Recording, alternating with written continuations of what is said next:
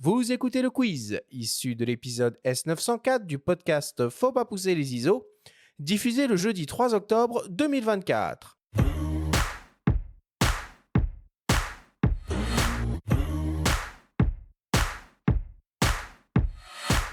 Alexis, le principe du quiz est très simple. On a reçu des questions de la part de nos auditeurs qu'ils t'ont posées via notre compte Instagram. Nous en avons sélectionné quelques-unes et tu vas avoir seulement 30 secondes et pas une de plus pour tenter d'y répondre le plus clairement possible. As-tu bien compris la consigne ? C'est parfait. Première question qui nous vient de Voodoo Child 46.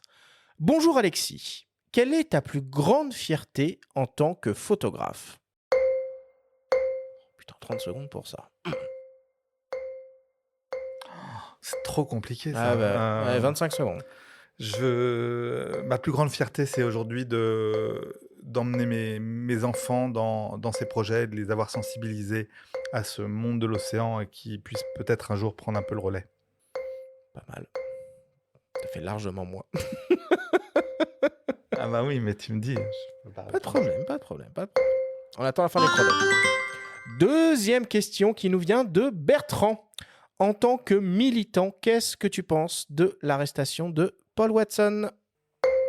Bon, ça, c'est une ineptie, c'est des histoires purement politiques.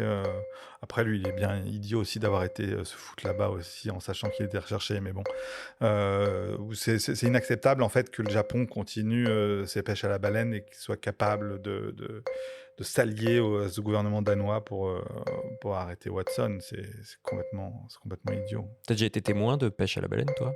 Non. Moi, j'ai été témoin une fois de pêche à la baleine, mais de pêche locale. Troisième question qui nous vient de Alice33. J'ai vu pas mal de vos photos prises avec l'Alpha One sur le site de Sony. Le fait d'avoir autant de pixels, est-ce que ce n'est pas un souci sous l'eau quand la lumière manque ?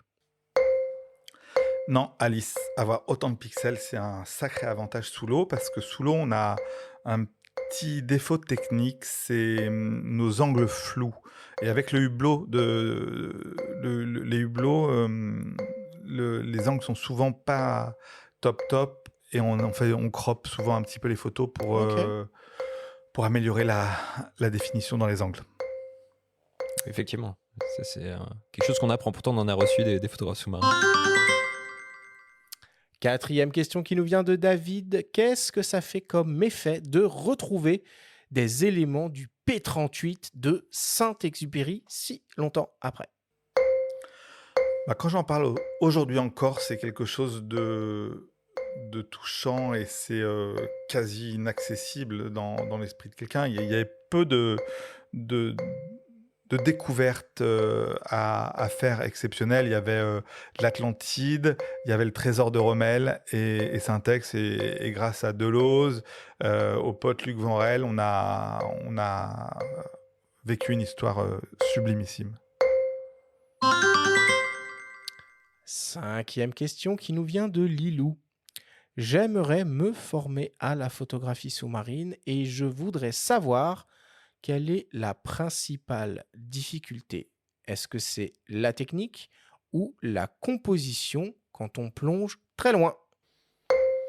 Alors Lilou, le plus compliqué, oui, au début c'est la plongée d'abord. Il faut avoir un petit niveau en plongée pour être à l'aise et pouvoir se consacrer pleinement à son équipement.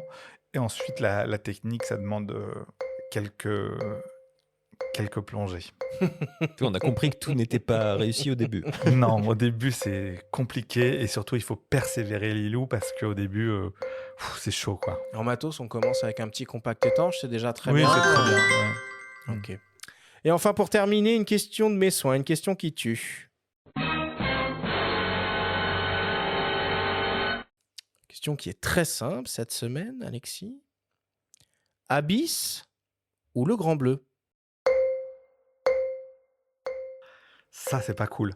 Ça c'est pas cool. Prends ton temps.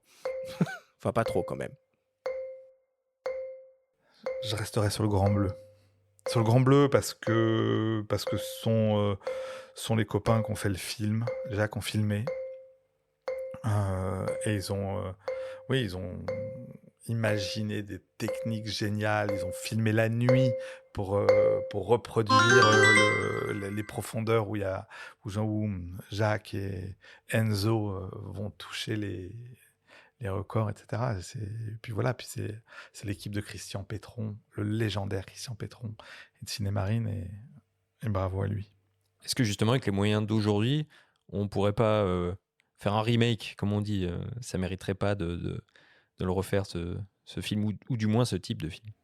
Ah oui, non, on pourrait faire plein de films sous l'eau, oui, des histoires extra. Celle-là, non, je pense qu'elle a été faite par Besson de manière absolument sublime, absolument sublime. C'est juste c'est un conte incroyable, et c'est une ode à l'apnée.